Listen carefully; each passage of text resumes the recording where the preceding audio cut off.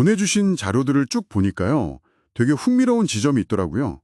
아, 네네. 어떤 부분이셨어요? 예전에는 그 일이 이루어지는 것, 그러니까 성사가 하늘에 달려 있다고 봤는데 이제는 그 결정권이 사람한테 왔다. 뭐 이런 관점이잖아요. 네, 맞아요. 그게 핵심이죠. 여기서부터 이야기를 좀 풀어보면 좋을 것 같아요. 네, 좋습니다. 특히 이게 그 동학 사상이랑 비교해보면 그 차이가 좀 더 분명해지거든요. 아, 동학이랑요? 네. 그래서 오늘은 이 성사제인이라는 개념, 그러니까 일의 성사는 사람에게 달려있다는 이 생각이 정확히 뭘 의미하는 건지 보내주신 자료들 보면서 좀 깊게 얘기 나눠보죠. 좋습니다. 그럼 이 성사제인이라는 게 구체적으로 어떤 변화를 뜻하는 건지, 그리고 이게 뭐랄까 인간의 역할이나 책임을 어떻게 좀 새롭게 보게 하는지 그걸 알아보는 거네요. 네, 그렇죠. 자료에서 제가 제일 인상 깊었던 건 이거예요. 그 선천시대, 그러니까 예전에는 모사제인, 성사제천, 계획은 사람이 세우지만 이루는 건 하늘이다 이거였는데 네. 이게 이제는 모사는 제천 하고 성사는 제인이다 이렇게 완전히 뒤집힌다는 거. 맞습니다. 결정권이 하늘에서 인간으로 넘어온 거죠.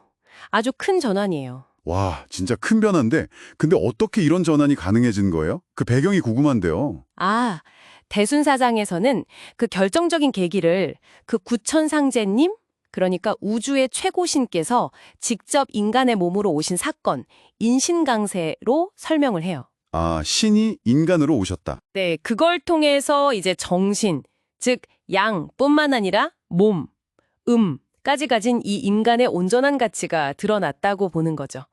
그래서 이제는 인간이 일의 성사를 주체적으로 책임질 수 있게 되었다. 뭐 이런 논리입니다. 그렇군요. 예전에는 천지신명, 그러니까 신들이 세상 일을 다 이끌었다면 이제는 인간이 그 중심에 선다는 말씀이시네요. 정확합니다. 네, 인간이 그 중심 역할을 이제 맡게 된 거죠. 인간이 중심이 된다. 그럼 구체적으로 역할이 어떻게 달라지는 건가요?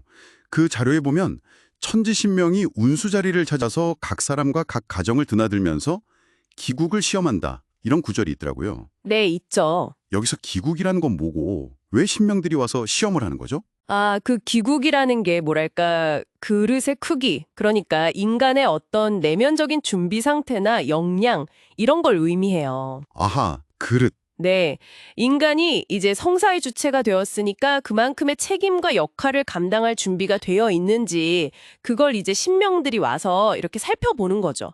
일종의 테스트랄까요? 아, 준비 상태를 보는 거군요. 그럼 그 박공우라는 분이 아내랑 다퉜다고 꾸짖음 당하는 이야기도 나오던데 그것도 그럼 이런 맥락인가요? 네, 정확히 연결되는 지점입니다. 그 일화가 보여주는 건 개인의 어떤 마음 상태나 뭐 가정의 조화 같은 그런 내면적인 질서가 성사를 이루는데 얼마나 중요한지를 강조하는 거죠. 기국을 갖추는 것과 연결되는 거예요. 그렇군요.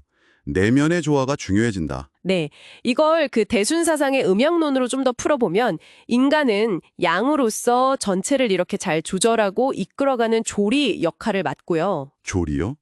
요리할 때 그 조리인가요? 아, 네, 비슷해요. 조화롭게 다스린다는 뜻이죠. 그리고 신명은 인으로서 어떤 기운의 변화, 기화를 담당한다고 볼 수 있어요. 아, 인간이 조율하고 신명이 변화를 일으키고. 그렇죠. 마치 오행에서 토가 다른 네 요소를 중재하고 조화시키잖아요. 그런 것처럼 인간을 중심으로 해서 신과 인간이 함께 조화, 신인 조화를 이루는 그런 새로운 질서가 열렸다는 겁니다. 신인 조화. 네. 이 점은 신명계를 좀 명확하게 설명하기보다는 불연기련, 그러니까 뭐 겉보기엔 아닌 듯하나 사실은 그렇다 이런 식으로 약간 모호하게 다른 동학하고는 차이가 좀 있죠. 아, 대순에서는 신명과 인간의 역할을 좀 더 명확하게 나누는군요. 그렇다고 볼 수 있습니다.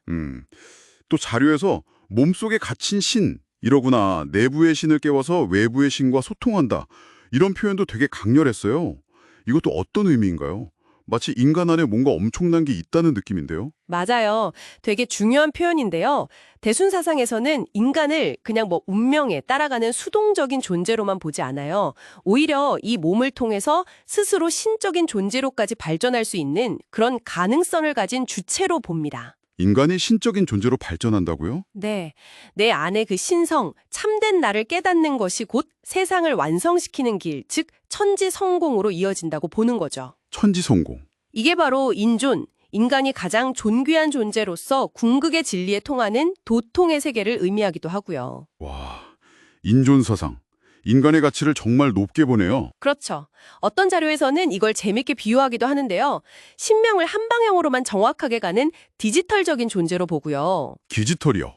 네, 반면에 인간은 이 몸을 가지고 있어서 변화에 좀 더 유연하게 적응하고 대처할 수 있는 약간 아날로그적인 존재로 비유를 해요. 아, 디지털과 아날로그 비유 재밌네요. 정밀함과 유연함인가요? 네, 그런 셈이죠. 그래서 이 둘, 즉 신명과 인간이 서로 의지하고 이끌어주는 신인애도의 조화가 아주 중요하다고 강조하는 겁니다. 신인애도.